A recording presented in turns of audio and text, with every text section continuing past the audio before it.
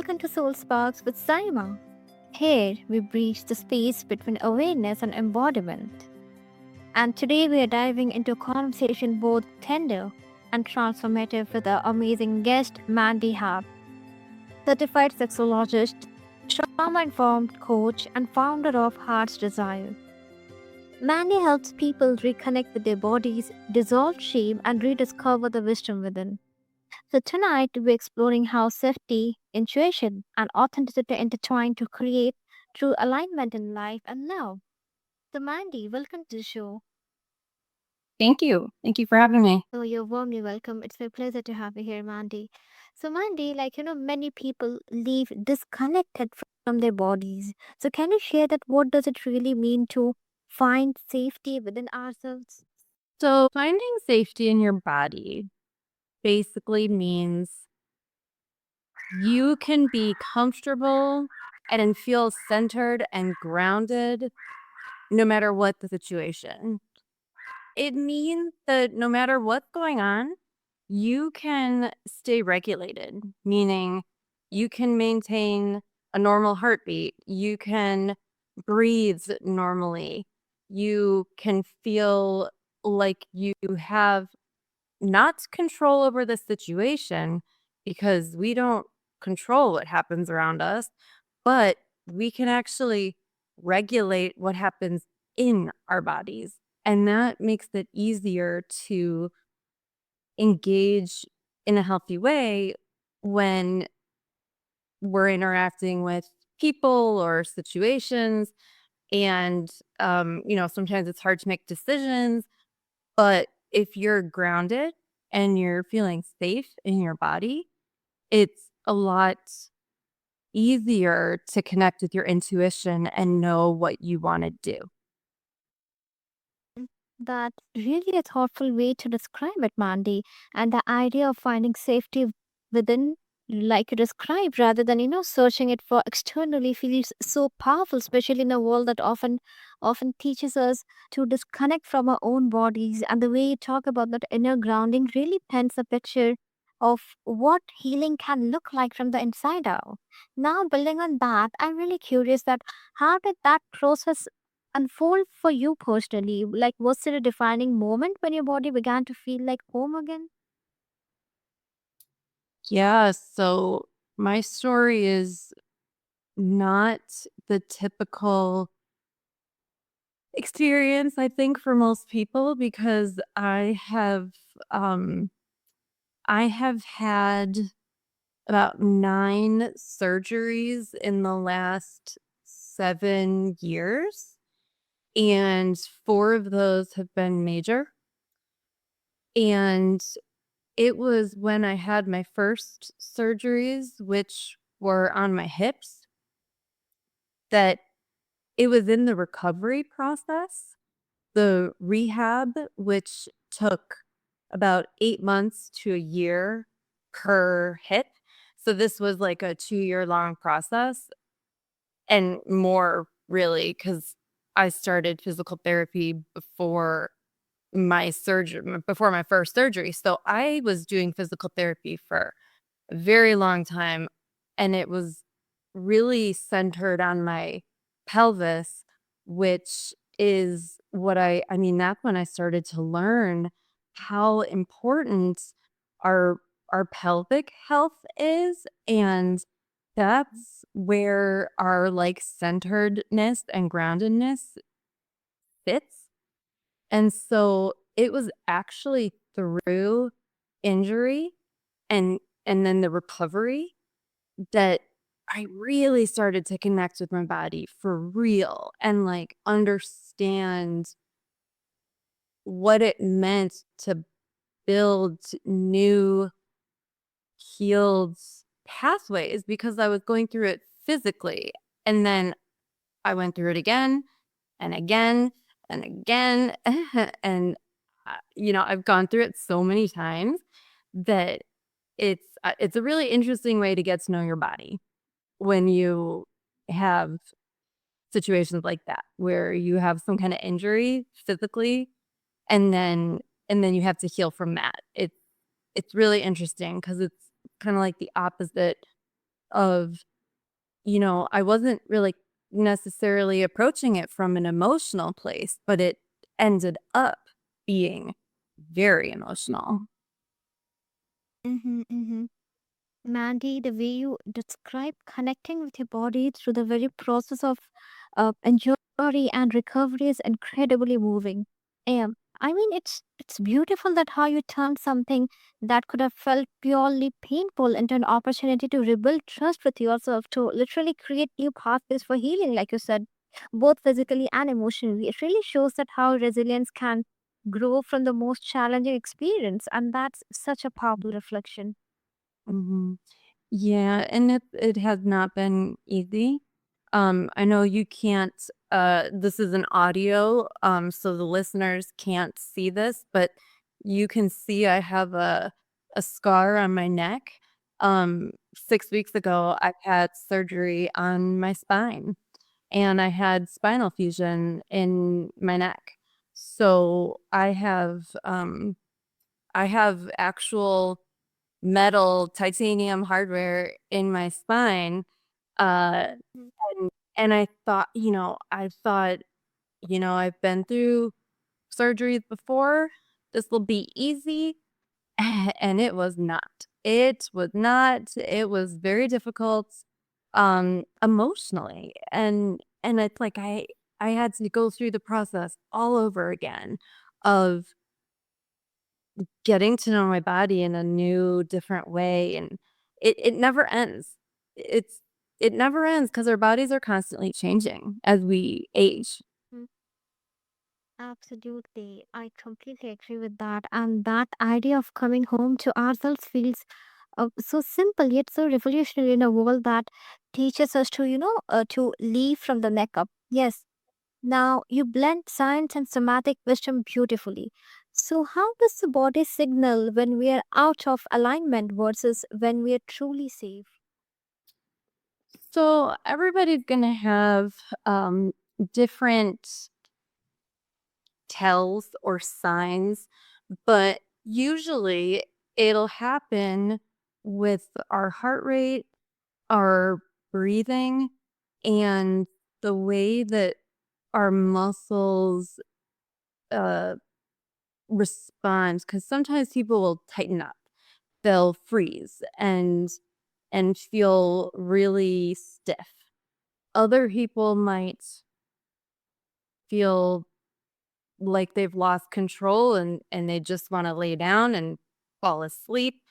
Um, it's going to be different for everyone because we've all developed different ways of coping, and our nervous systems will, you know, act accordingly depending on how we've how we've mapped our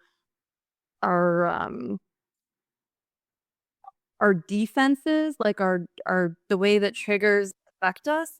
So everybody has to kind of figure that out for their themselves, but it's going to be a change of something. So if you are in a situation where you're actually, not really very stressed, or you're just kind of hanging out, and then somebody calls you and tells you something or yells at you, gets mad at you, or something happens and you notice that all of a sudden your hands are tingling or your heart is racing, that's how you know that something's going on because your body is responding. So it's going to be some sort of response, and that can be really hard for people who are disconnected from their bodies and they don't really know how to to feel those things. It doesn't register with them. And then there's people who are constantly activated. So they don't necessarily notice changes because they're always in that state of panic or protection. So it's not a simple answer for just it depends. It's very personal. This is all very personal. Absolutely. And that's really a fascinating perspective you have made, Mandy. And I like that how you bring together both the science and the felt experience of the body. It makes the idea of alignment feel so tangible, I would say. And the way it describes the signals really reminds us that our bodies are constantly communicating with us. It's just a matter of learning to listen. So, do you think that learning to interpret those signals can actually change the way we make decisions or set boundaries? Absolutely. Absolutely. Because if we learn how to listen to our bodies, and I like to think of it as actually communicating with our bodies, because I have conversations with my body all the time. And that might sound weird, but it's interesting what happens when you really talk to yourself as if as if your body can listen, because it can. And so if you can have those conversations with your body, that's that's how you can connect with your intuition and make decisions that feel aligned. It's not about choosing the right or wrong decision, because there are no right or wrong decisions. It's just life and things happen, and we we make decisions, and then we can't go back, so we got to do what feels right, and then whatever happens, at least we know that we did what felt right to us at the time. Mm-hmm. I really appreciate that, Mandy. And like you said, how you put that, it's so true that once you start understanding those cues, it shifts everything, and the way we choose, the way we protect our energy, even the way we show up in relationships, it's really empowering. To realize that our bodies can guide us toward alignment if we're willing to listen. Absolutely. Mhm. Yeah, and it can be scary too, especially if you're in a relationship where you don't feel safe.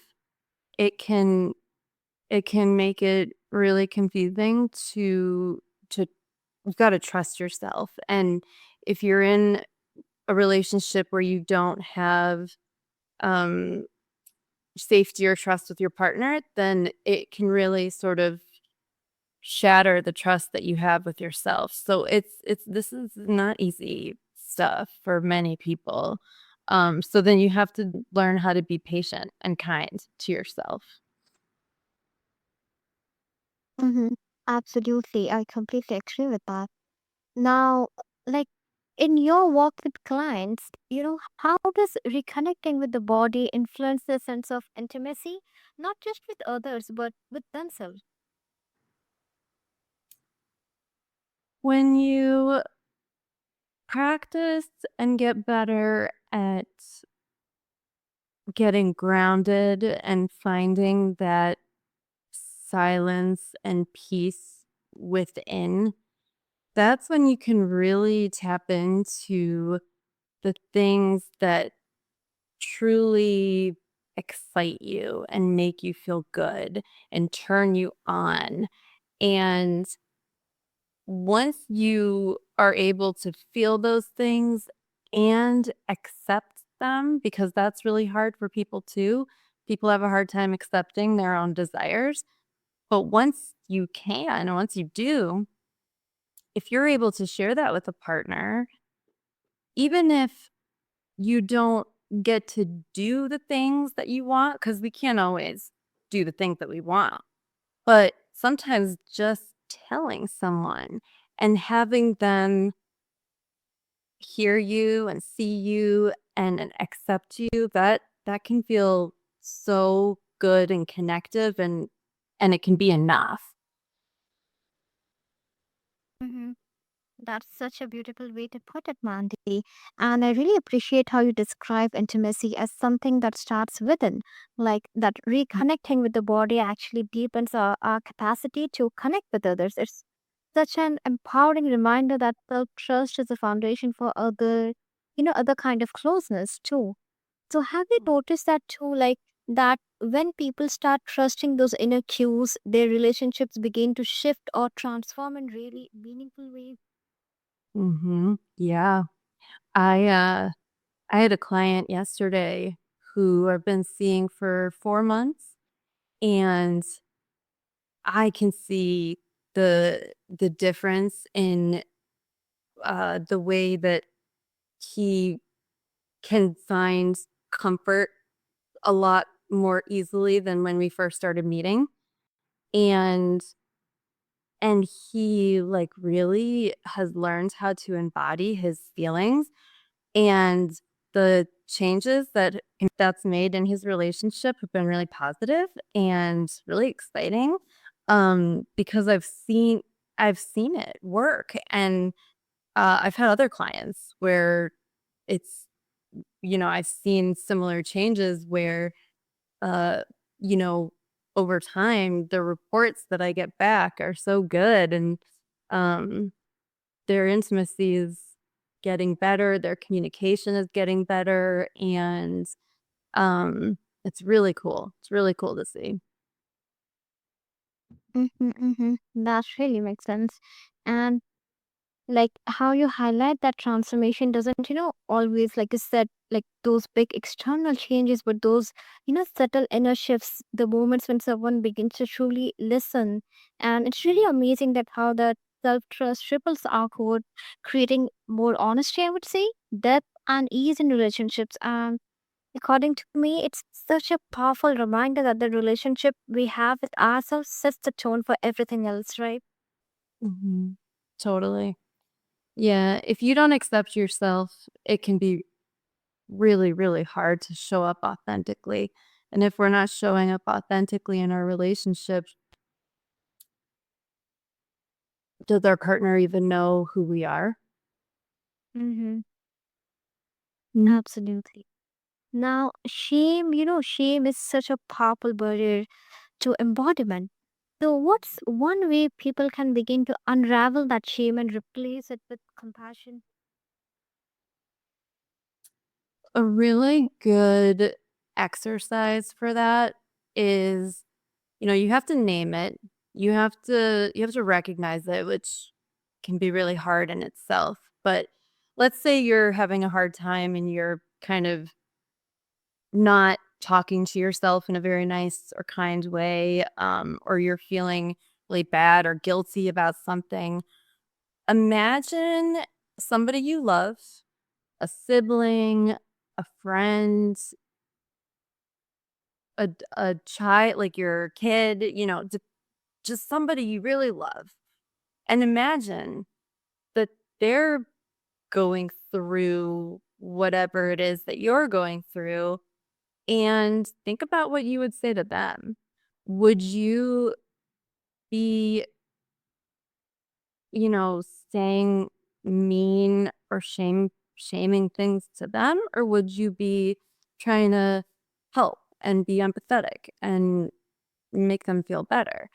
And if you would say those things to them, if you would be kind and compassionate to somebody you loved, then why wouldn't you do that for yourself?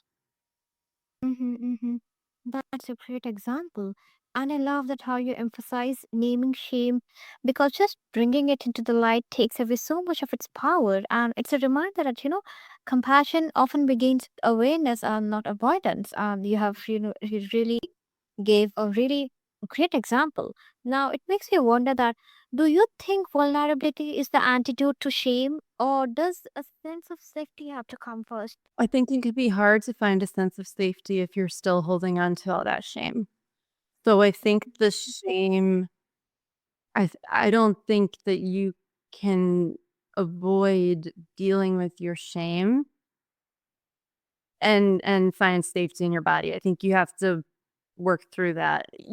You can you don't have to get rid of all of your shame and then find that safety, but you have it's a practice. It's like you have to learn the skill because the shame is going to come up again and again. You're going to find things, or there's going to you can't just like blast all the shame away and it's gone. It's not about that. It's about learning the skill to be kind to yourself. And in that process, that's how you can also find safety in your body because that's what it takes. It takes self-compassion. They go hand in hand. It's not like you do one and then the other. It you do it all at once. It all comes together. Mm-hmm. Absolutely. That's a really beautiful perspective, Mandy.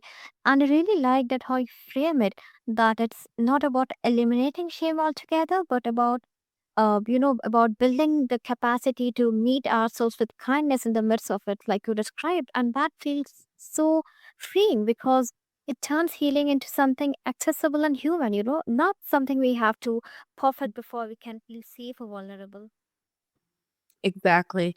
Because like I was saying earlier, we're always changing. Our bodies are always changing. We're always having new experiences and there's it's not about being perfect in those situations. It's about having the skills and the capacity to deal with them, whatever they are. Mm-hmm. Mm-hmm. Absolutely. That's really an important distinction. Now, for someone listening who's spent years feeling numb or unsafe in their body, where can they begin today?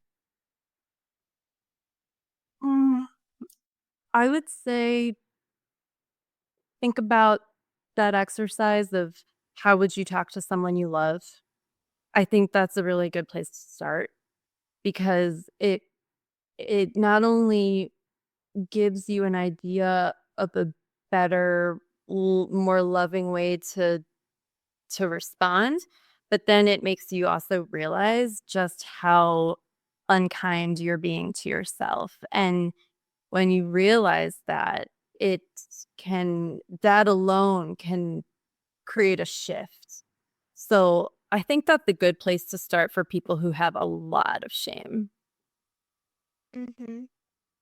I love how you bring it back to love, Mandy, not as a concept, but as a felt experience we already know how to give to others. And the idea of turning that same tenderness inward is so moving, especially for anyone who spent, years feeling disconnected or unsafe in their own body. It's a reminder that compassion isn't something we have to learn from scratch. It's something we can remember, and that's such a gentle and powerful starting point.